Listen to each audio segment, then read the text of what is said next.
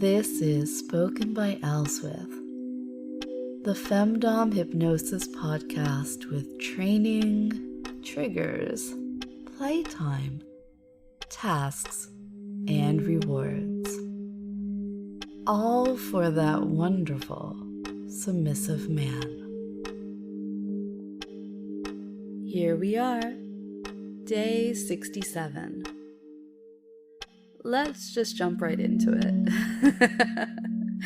Now, it's not really any surprise, nor is it particularly novel, that there's a big overlap between the hypno-kink lovers out there and people with other kinds of BDSM and fetish interests.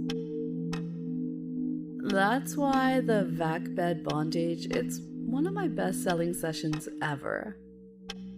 With things like, the 10 steps to becoming the ideal sissy cuckold, placing quite highly. Now, I've been plotting and scheming for a sort of sequel to that 10-step session that goes into puppy play and pet play and all that good stuff. And I was meditating on how much of the language and traits of pet play fits nicely in with BDSM in general. There's all those one-word commands that are quickly obeyed. Well, speaking of pets, that was the doggo with that snort.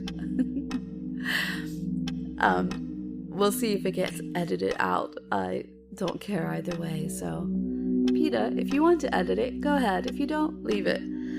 Anyway, there's all those, the one-word commands that are quickly obeyed, or at least should be, right?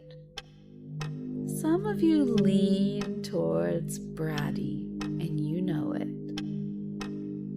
Sit, stay, down. And then there's collars and leashes, of course, with the silvery tag that reads, property of Elswyth. Or how about begging? Sometimes the only thing that'll work for me is a well-phrased and desperate, pleading litany of begging. It is harder than you think. Go ahead and set a timer for 2 minutes once we're done and see if you can beg that entire time. All this to say, I think that almost anyone who has even a little bit of an interest in kink can get involved with the fringes of pet play. Even if it's just to show submission by curling up at the foot of the bed, or to enthusiastically beg for more than that.